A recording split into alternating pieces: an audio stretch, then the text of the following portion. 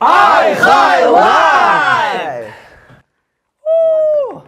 Сәлем, достар, сіздермен бірге біз Айқайлай жобасы. Бүгін бізде қонақта өзі сондай томпиған, сүйкімді өнер иелерінің бірі, біздің кезіндегі серілер КВН командасының капитаны Еспергенов Мамыр ағамыздың баласы, Жайдарманшы, байдың балдары, Жайдарман тобының капитаны, КТА ойының жеңімпазы, айта берсең жетеді.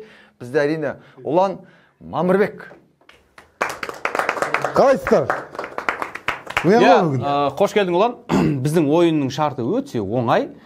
Бізге берілген 7 сұрақ. Біз барлығымыз бесеуміз бір командамыз. Ең қызығы, сен қазір 1 минуттың ішінде бізге сұрақты түсіндіріп беруің керек. Жауабын біз бәріміз бірге соны табуымыз керек. Ең қызығы, біздің барлығымыздың құлағымызда наушник болады. Біз бір-бірімізді ешқайсымыз естімейміз. Эмоциямен түсіндіру керек. Эмоциямен болсын, қимылмен болсын, сұрақты жауабын білсең, жауабын білмесең, сұрақ өзін түсіндір. Жалпы, в общем, сол сұрақтың жауабын тауып, бәрін мына жерге жазуымыз керек қой. Егер де бір адам қате жауап беретін болса, төртеуміз дұрыс жауап берді, мысалға, онда бітті, сұрақ дұрыс болып есептелмейді. Біздің жоба сосын интеллектуалды болып есептеледі. Бізге тек ақылдылар ғана келеді бізге қонаққа. Бүгін сенің білімділігіңді бір жақ тексеретін боламыз, дұрыс па? Мысалға, бір сұраққа дұрыс жауап беретін болсақ, бізге 1 минут бонус беріледі. Ол кейін біздің супер ойынға керек болады, өте қажет. Ол супер ойынның ережесін кейін түсіндіре жатармыз. Жалпы түсінікті ғой? Түсіндім ғой. Ал біздің жобамыз қолдаған ол Мейрам академиясына алғысымыз білдіреміз. Ұлан, біздің мысалы біз командамыз, әрбір дұрыс жауап берген сұрағымыз 100.000 теңге. Ақша бере ма? Ақша береді. Бізге осы ойын барысында жалпы 7 сұрақ қойылады. Әр сұраққа біз команда болып дұрыс жауап беретін болсақ 100.000 теңге. Сонымен қатар кейіннен супер ойын болады. Ол жерде уже сен бізге біз саған түсіндіреміз. Ол жердегі ережені сол кезде түсіндіресің. Жарайды. Бірінші бөлім түсінікті болса, ереже. Ары қарап көңіл күймен бастаймыз. Қалай жалпы көңіл күй қалай? Жүрек соғысы, өмірге деген сүйіспеншілік. Аппетит қалай? Аппетит бәрі дұрыс па? Жақсы, денем айтып тұрған жер. Папаң қалай, папаң? Папам жақсы, сіздерге сәлем айтып жатыр. Сәлем айтып жатыр сіздерге. Қазір сәл азған. Бәрекелді. Енді мынандай ғой, Ұлан, бізде Құдай қаласа, егер де дұрыс жауап болса, біз бәріміз бірдей бір ақша аламыз, ақша ма? Ақша алмаймыз. Ойың бәрі ақша ма? Бұл жерде бәріміз қуанышты іс-қимылмен істейміз. Білмеймін, бір белгі айтамыз. Бір эмоция көрсету керек. Мысалы, қуанышымыз білдіреміз. Олды болдың. Сол кезде қалай мысалы қуанышыңды айтшы. Қалай білдірмеймін? Қалай білдіресің? Қандай іс-әрекет жасадың? Ұтсақ бәріміз бірге істейміз ғой соны. Сенің істегеніңді біз істейміз, қайталаймыз. Себебі мынандай ғой, сен істегенді біз бәріміз, бұл командалы ойын болсын, бірдей істейміз командамен. Ал давай. Басқа бір қимыл. Қандай белгі? Бүйтейік та қолымызды бүйт. Дауыс шығарамыз ба бір? Иә. Ал егерде онша емес болып қалса ше, онша емес болып жаңа не алып қалсақ, жеңіп қалсақ өзі. Бүйтіп сәл 2 секунд отырамыз. Прическаның бәрі құтатын боқпыз ғой. Кеттік жаңа, қуануды бәріміз бірге есейікші, қуануды. 1, 2, 3. Соны саусағын көтергенім қалай болды? Әдемі екен. Көрсіз бе? Давай. Дайын болсақ, біз бірінші сұраққа көшеміз. Өлі басталды ма не? Кеттік. Құлағымызды тағамыз. Кесет. Ұланжан айналайын.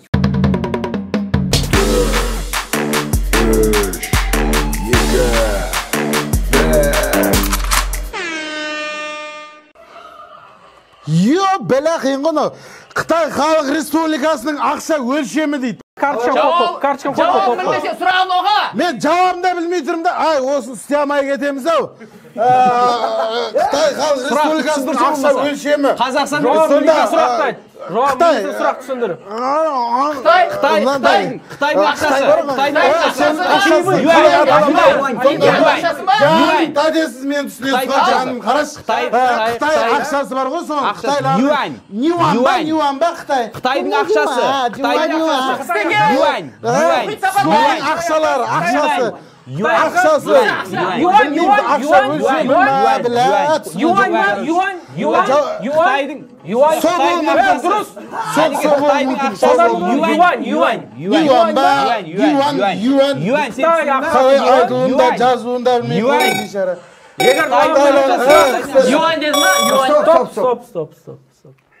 Сондай шығар. Наушникті қоямыз. Жазамыз. Ай, осы дұрыс емес ау. Ай, осы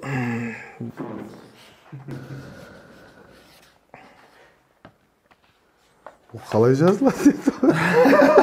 юдан кейін а. Ол қалай жазылады? Я не алмасам, да, нагло, болмайды ғой. Мынау музыка біткеннен кейін сөйлеуге болмайды, жігіттер. Ол ереженің ең белгіні не үшін істедің? алғашқы нелері. Да, енді мен түсінігім бойынша былай Қытай деді, Қытайдың ақшасы деді. Мен де сөйтсем, Қытайдың ақшасы. Ақшасы. Ондай кезде Қытайға байланысты болды. Сәкен дей салшы, бұл бәріміз сразу түсінеміз. Маған көрсетеді. Қарсы емес, қарсы емес. Сендер түсіндіңдер ма? Жалпы? Мен түсін. Мен міне юань деп жаздым. Юань деп. Мен де юань деп жаздым. Юань, менге мягкий знагын қоя салайын. Ал мына несін не қылайық онда? Әйтеуір. Ниетіміз бір әйтеуір. Сұрақты оқы. Ал енді сұрақты оқыды, кейін жауабын ашшы. Сен бірінші сұрақты білейікші. Қытай Халық Республикасының ақша өлшемі. Ақша өлшемі ғой бұл. Ақшасы емес қой. Сол бәрібір шығар. Дұрыс қой сол. Юань деп. Ақша өлшем. Негізі Ал жауабын ашшы. Жауабын ашып көрейік енді. О! Алғаш жүзімдегі құтты болсын. Ой, мен деген... Ақшалы азамат келді ғой бізге бүгін қонаққа. Mana бірінші сұрақ. Бірінші дұрыс Қолым жауап. жеңіл екен. Аяғың жеңіл болсын. Бит қоямыз ба? Келіннің аяғынан дейді оған айналайын. Жұғысты болсын. Жұғысты болсын, енді айтамыз. Тү, қуанып кеткенім ай. Ал, мынау Рахат бір сезім болды ма?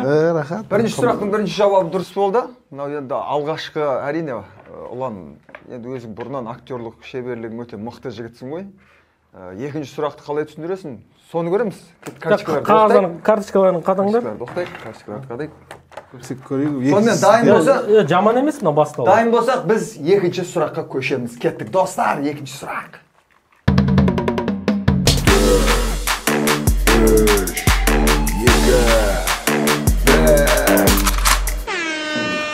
2012 жылғы жазғы Олимпиада ойындары өткен елдің астанасы қайғалы. 2012 қайықта өтті. Жазғы Олимпиада, бокс, спорт, Олимпиада. Точно осы істемейміз осы жыл. 2012 жылы Астанада қай елде өтті? 2012 жылы жазғы Олимпиада ойындары бір оқымасам бола ма? 2012 жылы мынау вообще қиын. Мен түсіндіре алмай жатырмын да негіз. Қолмен жазшы. Олимпиада. Қолмен жазшы. Сұрақ далбаса ма бірдеңе, короче. 2012 жылғы жазғы спорт Олимпиада. 2012. Құдай ай. Стоп. Жоқ, бұл қалай болды? Талқыламайды. Бірінші жазып оламыз, жігіттер. Бірінші жазайық одан кейін талқылаймыз. Мен өзім жауабын біліп тұрған жоқпын да енді көрейін енді. Сұрақ оқымайды ма? Мен мәссаған, мен мынау шығар деп түсіндім енді. Қаяқта өтті ғой. Қан. Мен соңғы жақтарында түсінген сияқты болдым бірақ. Әйтеуір мен түсінгенім бәріміз Олимпиадан түсіндік, басқа Жазғы Олимпиада.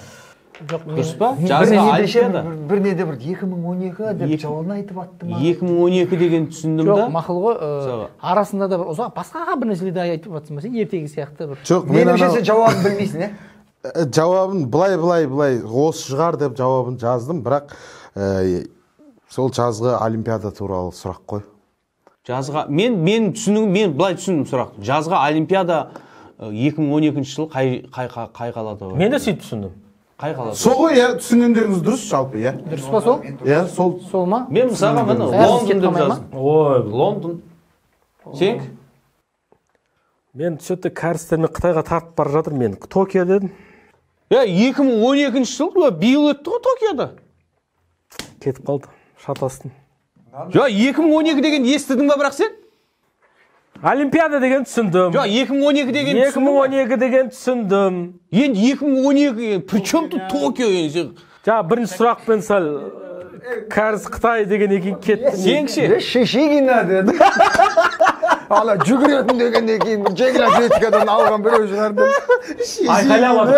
Олимпиада дедің ғой. Олимпиададан түсіндім ғой, бірақ мен ол қай қалада өткен, мен кейін соңғы жағын түсіндім да, бірақ. Жоқ, мақұл ғой, шешегі сен Токио, сәкет, Токио қуасың ба сен? Токио биыл өтті. Мен таң қаламын, мен 2012-де қандай Токио? Көздері маған ұқсайды да, содан кейін Токиода. Сен ше? Неден басқа? 12-де адам неде бола ма? Токиода бола. Токиода бола. Мен таң қаламын, 2012-де Токио бола ма? Токио бола ма? Тоқта. Бас екесіңдер ғой. Тоқта. Бас екесіңдер ғой. Мен айттым, Мен Токиода биыл болды ғой. мен айттым не үшін Токио деп жаздым. Сен не үшін Токио деп жаздың? Соңғы жақтарын 2012 дегендер кейін түсіндім. Сен 2012 деп еще 2012. Жазып қоя ма? Бажа. Сұрақ Сұрақты оқиын. 2012 жылы жазғы Олимпиада ойындары өткен елдің астанасы қай қала? Лондон. Лондон, аш. Лондон. Вдринь. Не, тоғыз екесіңдер ғой. Тоғыз екесіңдер ғой. Қалай еді жаңағы отырған кезде? Бұны білмеймін, мен түсіндіру қиын емес деп ойлайын, түсіндіруге болар ма еді? Жоқ, сендер Токио асты 2012 егер деп жазып жауабын білген қойғандар кезде Лондонды түсіндіретін. Мен ана жүгіруді көрсеткенге жеңіл атлетикадан. Жоқ, жеңіл атлетика 2012, понятно же. 2012-ні түсіндім да, бірақ ұзақ бір анекдот айтып кеттің ба, бір нәрсе болып кетті ғой. Анаяқтан көресің айтқанымды. Карточкаларды оқытайық, болып мейлі. Тастай сал оны бәрін. Енді Жігерімізді түсірмейік. Бірде бір. оны енді Үмітімізді үзбейік. Ұлан, Бірінші бөлімде 7 сұрақта, біз қазір біреуіне жауап бердік, біреуіне жауап бере алмадық, бізде алда 5 сұрақ бар. Бізде кейбір қонақтарымыз 2 минутпен супер ойынды ұтып кеткендер бар. бұл жерде кінә Наушниктер тағып Супер ойынды болмай өте алмаймыз ба енді? айқайлайын жобасында бәрі алды. бізде қонақта ұлан және бізде кезекте 3-ші сұрақ кеттік достар.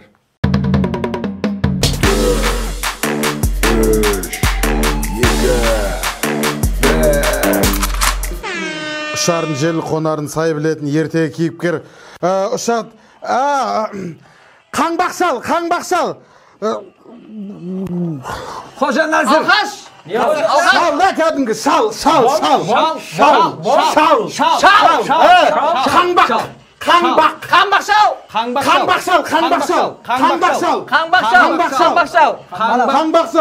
Перекати поле.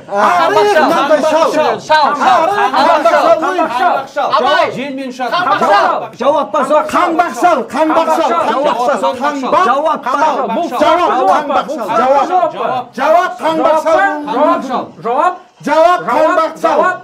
жауап қандай? Қаңбақшал. Есте жібердіңдер, Офырмай. Бол, жаза беріңіз ба? түсіндірген жағын Жаза берейік онда, бол. Жаза берейік. Жауабы қаңбақшал ол енді. Бол, стоп қыласың. Стоп. Уақыт өзді. Ал, жазайық.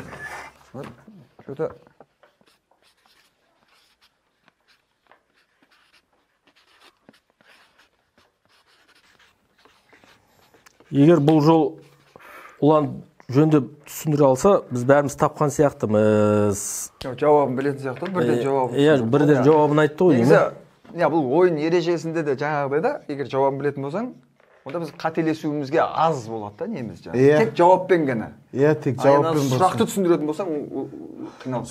Давай, не деп жаздың, Данигер? Қаңбақшал? Қаңбақшал. Мен де қаңбақшал деп жаздым. Бәріміз қаңбақшал. Қаңбақшал. Дұрыс. Сұрақ оқышқан. Ұшарын жел, қонарын сай білетін ертегі кейіпкер Қаңбақшал. Тамаша, Олан. Байдың балалары жасасын. Екі сұрақта жаман. Екі сұраққа. Бізде 2 минут бонусымыз бар. Негізі жауабын білмесем қиын соғады екен маған. Қиын соғады. Бірақ ақша десе күшті ойнайды екен сол өзі. Ақша. 200 мың теңге қалтада. 2 минут бонус. Ауызда болғаннан кейін ше түсініп деген. Шал деген. Шал деп шығып кетеді аузынан бүйтіп әріптері точно шығып алыр ғой. Сіздің де мен оқығаныңызды оқып айтып жатқаныңызды оқыдым мен де. Мен қайтып жатырмын сонда әңгімелерін. Желмен. Біздің Нұрбол ше өткенде, Нұрбол келген кезде балық ауыз тек түсіндіріп мимикам басай десем мен хақымдағы көз жоқ деп жаманданмай ке, ол да біреудің әжептәуір. негізі жақсы 300 мыңға әрекет жасайық ертерек. Ал, достар, тамаша. оқытаймыз Өте қызық, өте жақсы кетіп жатыр. Бізде кеттік 4-ші сұрақ па енді? Біз 4-ші сұраққа көшеміз, достар, кеттік.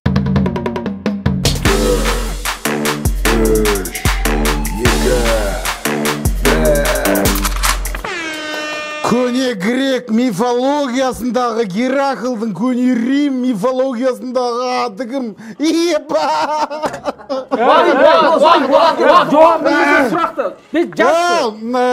Гераклдың Рим мифологиясындағы аты кім? Батыр Геракл бар ғой, Геракл. Соның мифологиясындағы аты кім? оқшы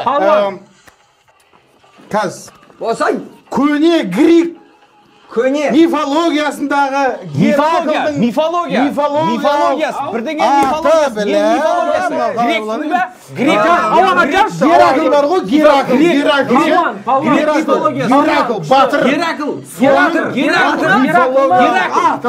батыр мифологиялық аты. Бұны бәрібір мен былай оқысам да таппайсыздар да, бұны ше мынау болмайды бәрібір. Сіздер өздеріңізді білмейсіздер бұны жауабын. Стоп. не айтып жатырмын Паника болып жатыр. Стоп. Біздің қонағымызда паника болып жатыр. Стоп. Жазыңыздар, одан кейін талқылаймыз.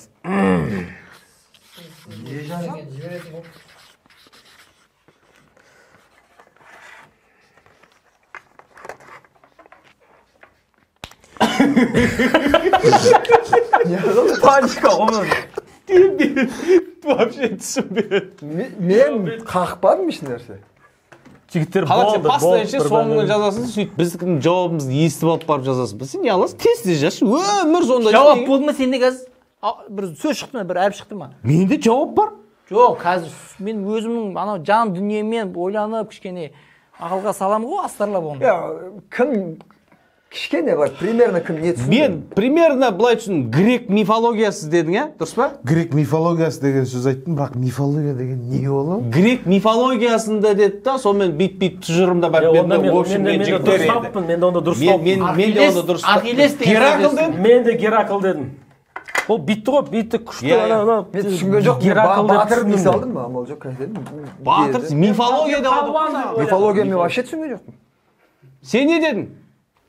айтсын да жауабын. Тоқтаса сен бір көрсетші. Жауап. Соны білмейсіңдер ма? Жауап. Таты ол төмен басала дедің. Топасыңдар ма? Сенен абай сен ондай да ойламаппын мен. Көрсетші ал мақұл. Көрсетші ал. Айтты ма анық айтты ғой. Жарайды. Мифология. Қызық болсын деген. Негізі мен түсіндім серьезно. Архилес, мифология анау дедім да. Мультикте көрген есімде Геркулес дедім. Геркулес дедім мен. Сен не дедің? Мен қазір сұрақты оқылайын. Жазғанымды бір сұрақты оқиын. Дұрыс емес та бұл. Көне грек мифологиясындағы Гераклдың көне Рим мифологиясындағы аты кім? Архилес, Геркулес. Геркулес мен. Былай айтса да білмейсіздер да? Гераклдың көне мифологиясында? Көне Рим мифологиясындағы аты кім? Рим мифологиясындағы. Рим мифологиясы. Геракл немесе Геркулес. Сосын албам істей салдым. Сұрақты аш ұлан. Аш кән.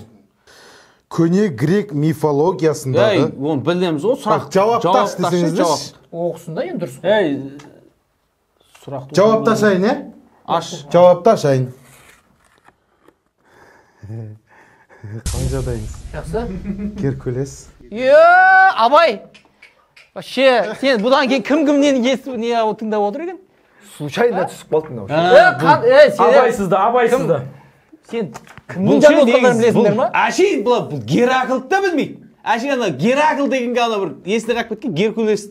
Сен шынында да сол Римнің несін білмейсің да ғой Қанат. Бірақ ше мына жерде отырып маған жаман жабылады да. Мынаның түрі көрінбейді, несі көрінбейді. Қалай? Ұлан көрінбей тұр ма? Геркулес, Гераклдың арасында алжамыз мен бүйтіп шыға алмай қаламын. Жоқ, Абай, негізі өзің де бұдан кейін ойланған шығарсың, кім жанында отырғаныңды, кіммен жүргеніңді.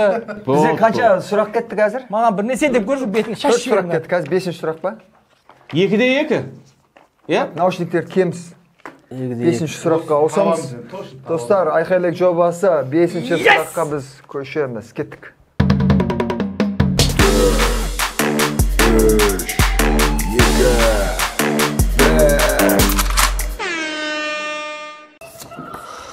Әйгілі әнде көк тудың желбірегені жаныма не береді? Жаныма қуат, қуат, қуат. Қуат, қуат, қуат, қуат, қуат, қуат, қуат, қуат, қуат, қуат, қуат, қуат, қуат, көк тудың желбірегені жаныма қуат береді. Қуат, қуат, қуат, күш, қуат, күш, қуат береді. Қуат береді. Сұрақ емес, жауап қой. Қуат деп атқан жарыстар. Деп айтқан жарыстар. Қуат деп айтып жатыр. Қуат Найман ба? Төбелесетін? Күш, қайрат, қуат. Күш, қайрат, қуат. Күш, қайрат, қуат. Деп қоя. Бір сөз қоя, бір сөз қоя. Қуат емес, қуат. Қуат, жауап. Жауапта вообще, жауапта. Қуат, болды, бір сөз, қуат. Қуат, Найман. Стоп.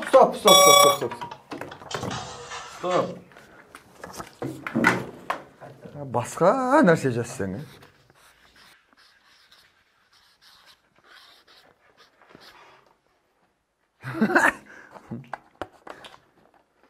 дұрыс болса мейлі ғой. Бүйтіп істейміз бе, істемейміз бе? Осы жол істейтін сияқтымыз.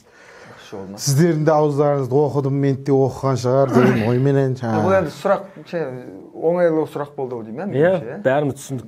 Жауабын түсіндіргенге қарағанда. Онда интриганы созбай тез. Сен не деп жаздың, не деп түсіндің? Бүйттің ғой, ә? Мынау деген күш деген сөз. Күш дедің.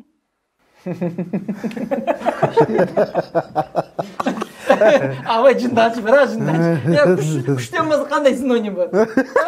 Қуат деп тұру қалай түсінбейсің?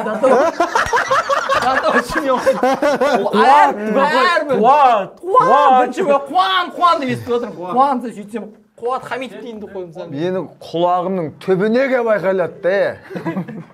Мен де Қуат дедім. Сұрақ оқы. Қуат ағам жақсы болмасын. Көк тудың желбірегені жаныма не береді? Қуат қайтады. Бірдей. 1, 2, 3. Мейл. Көк тудың желбірегені жаныма қуат береді. 300 мың, ұлеке.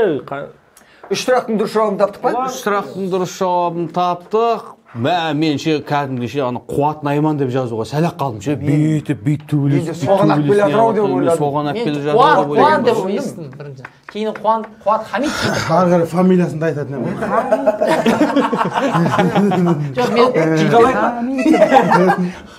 Бұл адам отырысында жаңынан сұрау түсінікті алып. Мынау негізі қалай жалпы ұнап жатыр ма?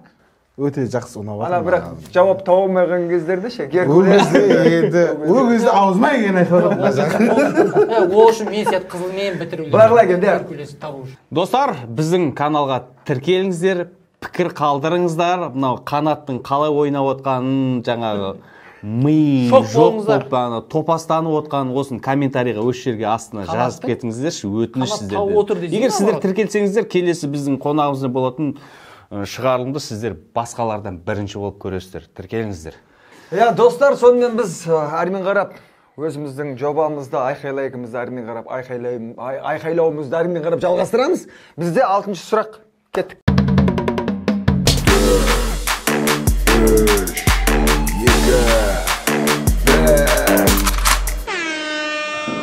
Айдағаның 5 ешкі. Сақал. Сақал. Ешкі сақал бар. Сақал. Қоян.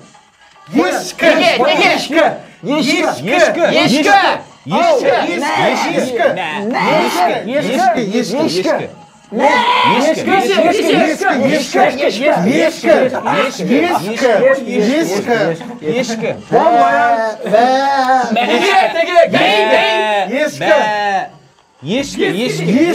Bir söz qo'y sonda. Ешкі, bir söz, ешкі bo'ldi. Ол таптық онда. Таптық болды. Сақал Нелі кетік, стоп. Сенің аузына айтқаннан кейін түсінбеген адам күнә ғой. Сенің аузын бүкіл әлем жасынан түсіндіреді екен да өз. Халқым айналайын.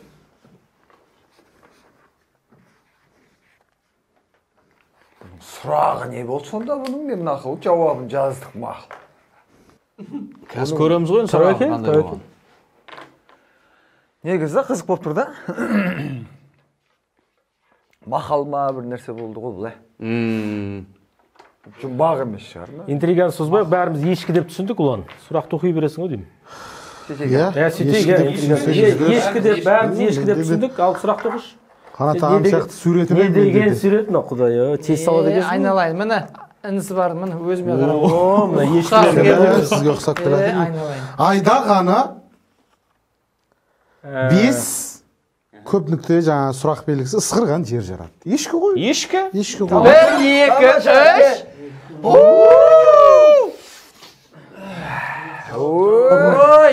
Кейін бар. Ешкілерге рахмет. негізі байқадым, қол жеңіл. Қол жеңіл болсын. Одан кейінгілердің қолы біле зіл болады да, одан кейінгілерді. Супер ойын. Финалда, супер финалда. Көз тиіп кетпей түкіріп қойсақ бола ма? Достар, бізде мынау бірінші бөлімнің ең соңғы сұрағы деп меніңше. Ең соңғы сұрағы 4-2.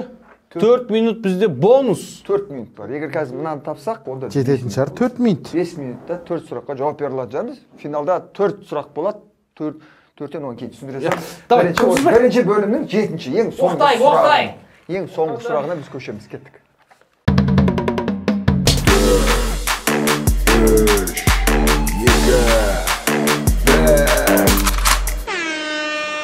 Жеті қазынаға кіретін құс. Жеті қазынаға кіретін құс. Жеті қарна? Жеті қазынаға кіретін құс. Жеті. Бүркіт сұңқар. Сұңқар. Сұңқар. Сұңқар. Сұңқар. Сұңқар. Сұңқар. Сұңқар. Сұңқар. Сұңқар. Жеті қазынаға кіре ма? Сұңқар. Сұңқар. Құс. Сұңқар. Жеті қазынаға. Жеті қазынаға. Жеті қазынаға. Жеті қазынаға кіретін құс. Сұңқар емес. Сұңқар. Сұңқар емес. Сұңқар.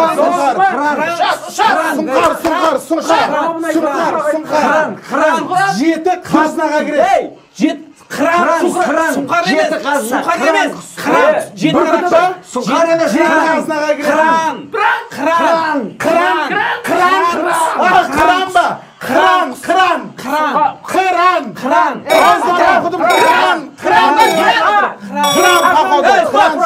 Стоп. Өлі. Түсінген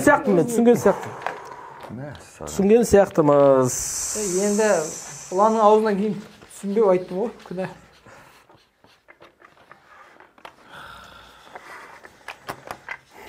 Сұрағына оқи салмайсың ба? Жеті қазынаның бірі қыран деп түсіндім мен әйтеуір. Дұрыс қой енді, жеті қазына. Мен сол жеті қазына дегеннен кейін алдыңғысын құс негіз ондай құс жоқ па мұның. Жеті қазынаның жас болсын да. Бош қанат сенде, сала бермеші осындай. Или сен мен салатқан жоқ. Мен жазуым өз сонда. Ұзадың осы сенгі бар. Ұзақ сонда өзі. Ежелеп. Аның өзі жет былай ап келеді. Ең мифологиясында түсіндіш. Мына жеті қазынаның жеті қазына деген түсінген сен сұңқар деп түсіндіріп жатсың. Мен сұңқар деп сұңқар деп аузымнан оқыдым. Жоқ, сұңқарды мен түсіндім, сұңқарды түсіндім аузынан. Сұңқар емес. Дәнекер айтты, сұңқар емес деді да. Мен де сұңқар деп ұрайын деп тұрғам ғой негізі. Жоқ, мен жеті қазынан кейінен барып түсіндім да ол. Түсіндім, шухрат деп түсіндім. Жеті қазынан бірі шухрат. Жеті қазынан кейінен жеті дейді. Жеті қазына. Шухрат дейді. Шухрат нез деп. Тоқта бәріміз білдік қой қыран екен. Сұрақты оқиға. бір жерден шыққанын айтып айналайын бұны айттым бұны аузынан кейін түсінбеу күнә ғой деп түсіндірдім басында. Одан кейін сұңқар-ау дедім де сұңқар дедім. Жеті қазынаға кіретін құс. шымшық болмасын біз Қабылдана ма екен бұл сұрақ? Қыран жасыл жанды ғой. Жасыл жанды ғой. Қыран бүркіт. Қыран бүркіт. 1 2 3 Молодец. Сұңқар дегенде дай Красавчик. Молодец, красавчик. Молодец. Бесеуін алдық па? 5 минут бізде бонус. 5 минут. Шухрат молодец қазір бүйтейік, мынаны финальныйды түсіндіріп ережесінен бастап сөйтіп бастап кетейік. Енді былай ұлан, қазір бізде супер ойын болады. Супер ойынның бірінші саған ақшасы бізде қазір 500 мың теңге бар ғой, 5 сұраққа дұрыс жауап беріп қой. Алып кете берсем тоқта, алып кете алмайсың. Сен ол қазір ол ақшадан айырылып қалуы мүмкін ең қызығы. Айырылып қалуы мүмкін ба? Қазір айырылып қалмай тұрып енді қазір бағдарлама аяқталып деп супер ойынның ережесімен танысып ал. Бізде 5 минут уақыт бар. Біз енді 5 минутта біз кезекпен саған 4 сұрақты түсіндіріп шығуымыз керек. Түсіндің бе? Сіздер маған Біз саған түсіндіреміз. Біз саған түсіндіреміз енді. Және бәріміз бірдей тағы да жауабымыз сәйкес келу керек бәріміздің. Қанаттың жоқ, бәріміздің жауабымыз сәйкес келмейді. Дәнекер сен шатастырып жатырсың ғой. Жоқ, онда мен мысалға саған айтамыз да, мысалға 7 қазынадағы құстың бірі дейміз. Мысалға да сен түсінсең, мысалға жауабын біреу деп айта салу деген жоқ. Бұл жерде 5 минут айта бересің. Мысалға шымшық, торғай бірдеңе, мысалға қыран бүркіт деген кезде саған жасыл жанады мынандай. Түсіндің ба? Сол кезде дұрыс жауап болып есептеледі да, сен көп жауап айта бер. Сол 5 сұраққа көше береміз. Иә, келесі сұраққа көше береміз. Ал жасыл жауап болған кезде, ол жасыл жауап деп ары қарай сіттің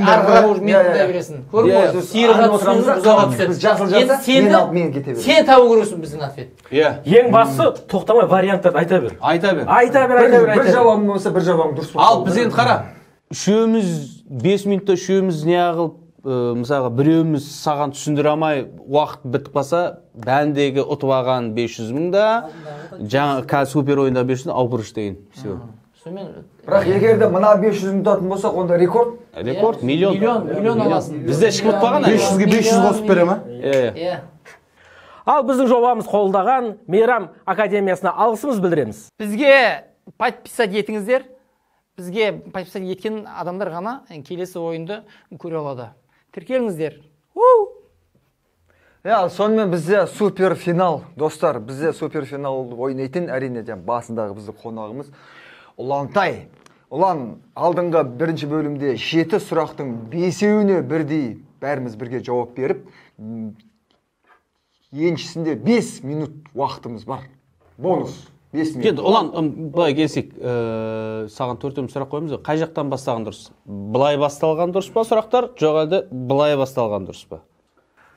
Қанат ағам бастасын. Онда Қанат, мен, Абай, соңында Сәкен. Ал, дайын болсақ, достар, бізде супер финал Ұланмен бірге кеттік. Наушник тағамыз.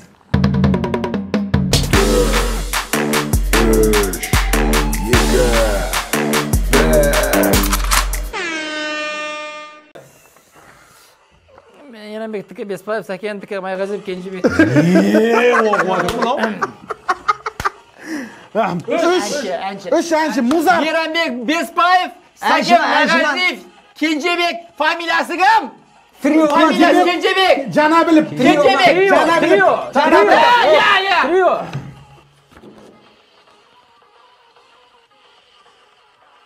Босай. Данчо, босай тез-тез. Не болды? Босай тез-тез. Босай тез-тез. Босай не ол?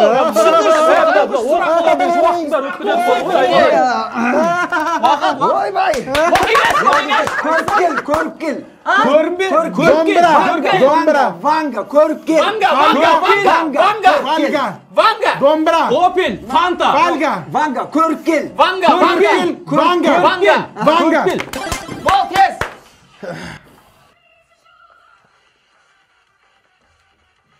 Тез уақыт болса, Абай. Келіншегін қайт. Жиен.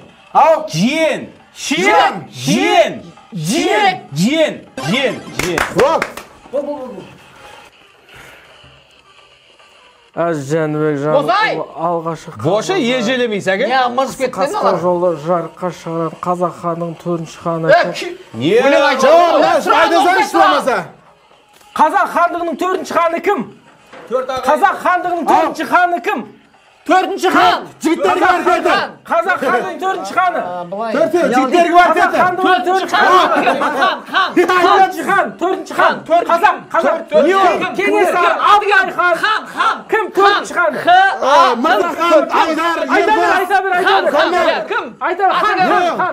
Хан. Кеңес хан, Абылай хан, тағы кім? Қазақтың 4 ханы емес пе хандар? Қазақ батыр хан. Ең дұрыс түсінген жоқпын. Az Жәнібек ханның ұлы. Az Жәнібек ханның ұлы. Жәнібек ханның ұлы. Az Жәнібек ханның ұлы. Az Жәнібек ханның ұлы. Az Жәнібек ханның ұлы. Жәнібек ханның ұлы. Нұрғазы, Серғазы. Жәнібек. Біле, жасылда жана қоймайды ғой. Жәнібек ханның ұлы. Az Жәнібек ханның ұлы. Қазақ ханның сегізінші ханы. Атылдым. Сен білмесең, ханның ұлы. Өзбек тұрған жоқ қой, біраз айбаған жоқ қой. Бекір ағасына ғой. Негіз танымадың ба бұл? Айта бер варианттар, айта бер. Жәнібек хан, Кенесары хан. Абылай хан. Әбілқайыр хан. Кеңесары хан. Маған түсіндірші. Жәнібек хан.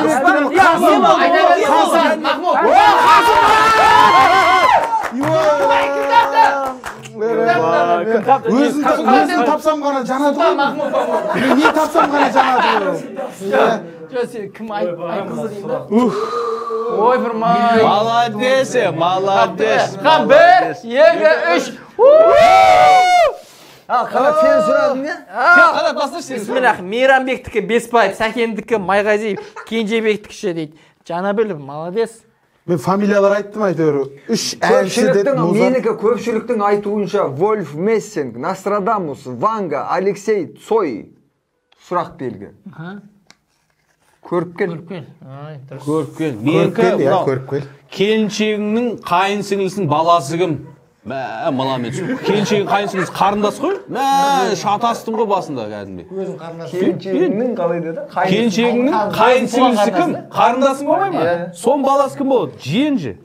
Правильно. Жиен ғой? Саған жиен болды. Ойбай, менікі. Әз Жәнібек ханның ұлы алғашқы қазақ заңы қасқа жолды жарыққа шығарған қазақ хандығының 4-ші ханы кім деген сұрақ келді ғой. Астафирулла. Қасым хан. Қасым хан, иә. Біледі адамыз. Қасқа жолы деген хандар. Қасқа жолды жарыққа шығарған қазақ хандығының Қасқа жолы деп жүлі. Ана беткен кезде жігіттерге бар дейтін ұрдым ғой біраз мен. Анау паникада тез оқыған кезде назар аудармайды екенсің көп сұрақтың мәніне. Қасым ханның достар, жігіттер, болды енді қорытындылайық. Енді бізде бүгін әрине қонақта бүгін Айқайлық жобасының қонағында өздеріңізге танымал, өздеріңіз жақсы білетін, жақсы көретін актерларыңыз, шоугерлеріңіз әрине Ұлан Мамырбекұлы бізде қонақта болды. Біздің қоржынымызда 1 миллион теңге. Рекорд, достар, бүгін рекорд.